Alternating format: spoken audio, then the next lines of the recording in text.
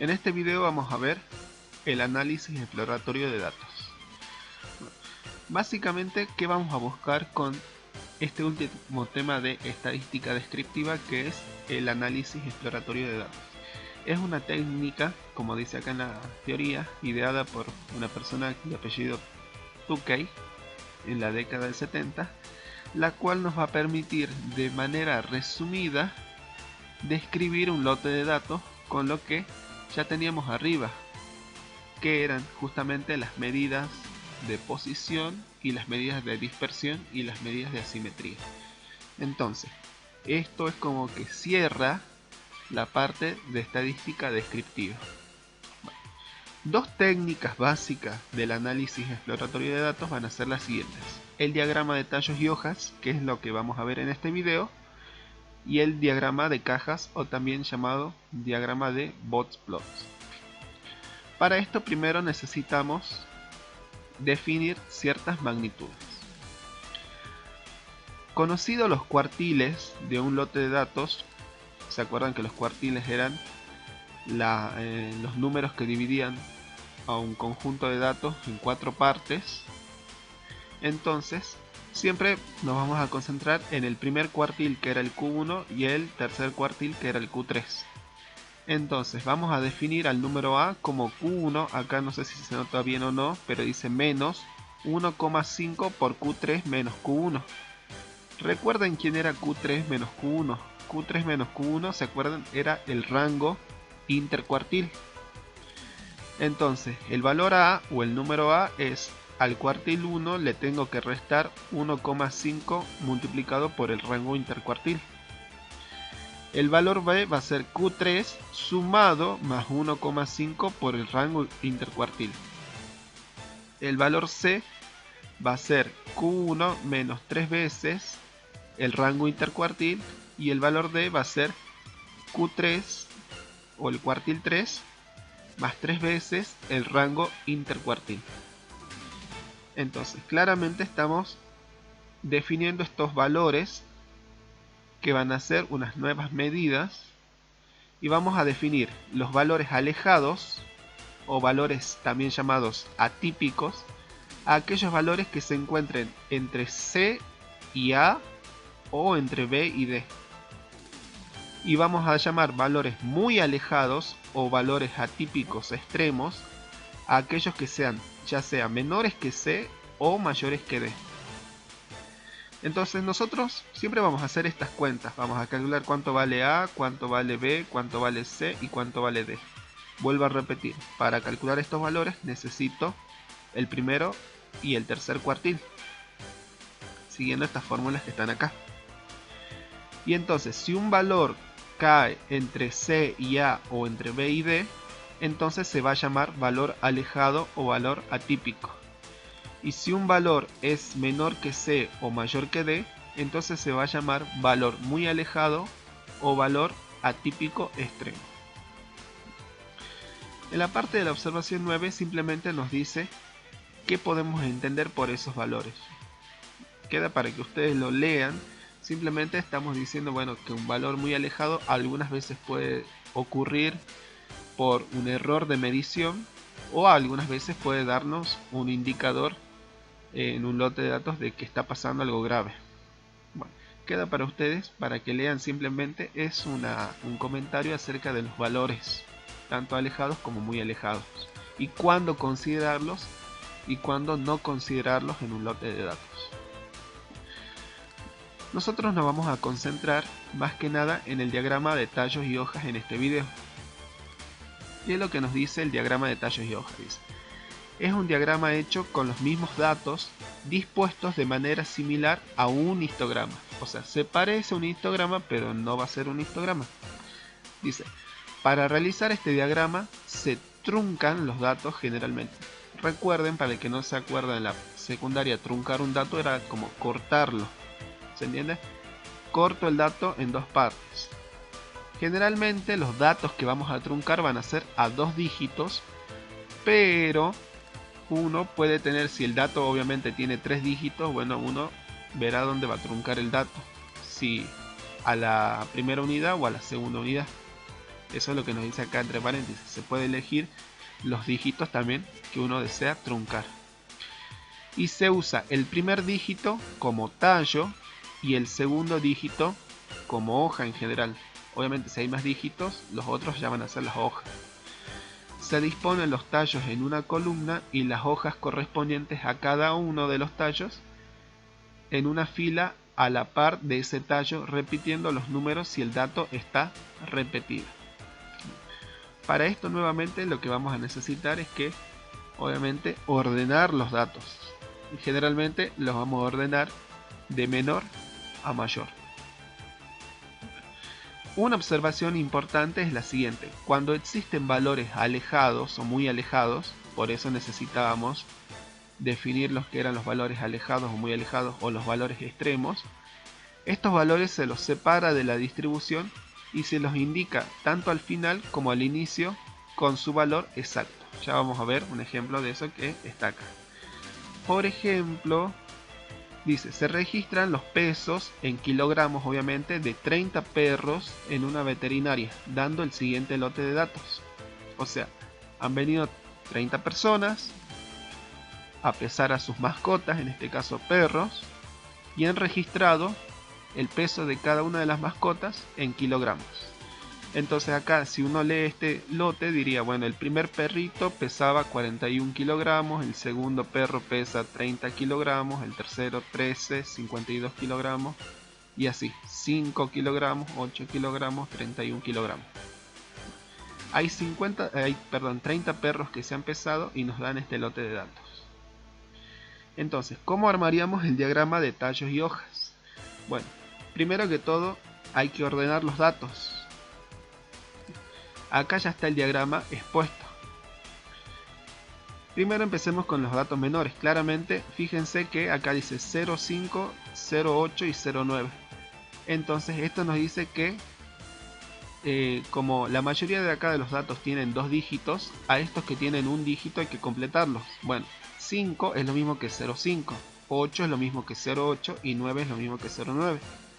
Entonces, ven, el primer dígito es 0 y después colocamos 5, 8 y 9 que serían los tallos correspondientes, las hojas correspondientes al tallo 0. Una vez que terminamos con el tallo 0 y sus hojas correspondientes, pasamos al siguiente, que sería 1. Entonces hay que buscar todos los pesos que empiecen con 1. Bueno, acá está 13, 12, 15, 14, 17, 19, 10, 16, 16 y 18. Entonces, ¿qué hacemos? A cada uno de estos dígitos, a 13, lo vamos a cortar. Lo vamos a dividir y el primer dígito va a ser el tallo y obviamente el segundo va a ser la hoja. Bueno, para poder ubicar las hojas tienen que estar en orden, por eso ven, fíjense que acá hay un perro que pesaba 10 kilos y acá hay otro que pesa 10. Entonces si yo corto, acá tendría el tallo que es 1 y la hoja que es 0, el tallo que es 1 y la hoja que es 0. Entonces se coloca el tallo 1 y se colocan dos ceros. Esos dos ceros hacen referencia a estos dos datos que son 10. Después sigue 12. ¿Dónde estaba 12? Está acá. Trunco este dato y el primero es 1 y la hoja es 2. Entonces ven, al tallo 1 le corresponde la hoja 2. Después sigue 13. Tomo el dato 13, lo trunco de nuevo, el primer dato, que en este caso el tallo es 1, y el segundo dígito es 3. Entonces ven, 1 con 3. Y así vamos completando. Ven que hay dos 16, acá tenemos un 16 y otro 16. Entonces, al cortar o al truncar al 16, el tallo es 1, y como hay dos 16, se escribe dos veces el 16, ven acá. Y así con el siguiente tallo que es 17, 1 con 7 hace 17, después 1 con 8 hace 18 y después 1 con 9 hace 19. Termino con 19 y seguiremos con 20. O con todos los que empiecen con dígito 2. Entonces los que empiezan con dígito 2, entonces ven acá dice que hay un perro que pesa 20, hay otro que pesa 21, otro que pesa 22, otro que pesa 25, otro también que pesa 25 y otro que pesa 26. Luego tenemos un perro que pesa 30, otro que pesa 30, otro que pesa 31, uno que pesa 32 y uno que pesa 34. Y acá leeríamos que hay un perro que pesa 41, uno que pesa 42, otro que pesa 45, hay uno que pesa 52 y acá justamente si uno hace las cuentas de los valores de A, B, C y D, hay un perro que pesa 60, bueno, es un perro pesadito, aunque no crean hay perros pesados, por ejemplo el gran danés. Entonces, este dato como ya cae en un valor atípico se lo pone abajo y se pone obviamente que es un valor alto y ese dato es 60, no se lo coloca dentro del tallo de hoja. De la misma manera, capaz que si hubiésemos encontrado un perro cachorrito que pesa medio kilogramo, entonces ese dato hubiese sido un dato bajo y también lo hubiésemos colocado como dato bajo al comienzo. ¿Se entiende? Bueno. Otro ejemplo diferente sería el siguiente. En un aula de 50 alumnos se registran en el mes que nacieron dando por registro lo siguiente. O sea, acá está el mes en el que nacieron cada uno de esos alumnos y hay 50 alumnos. Entonces, si seguimos como arriba la analogía, uno diría, bueno, el diagrama de tallo sería este, que está acá, porque hay que completar a los meses que tienen un dígito, le anteponemos el 0, entonces acá tendríamos 01, 01, 01, o sea que estos nacieron en enero, estos en febrero, y bueno. Pero este diagrama de tallos, la verdad que no es muy lindo la visual porque es muy largo, ¿se entiende o no? O sea, este tallo tiene muchas hojas.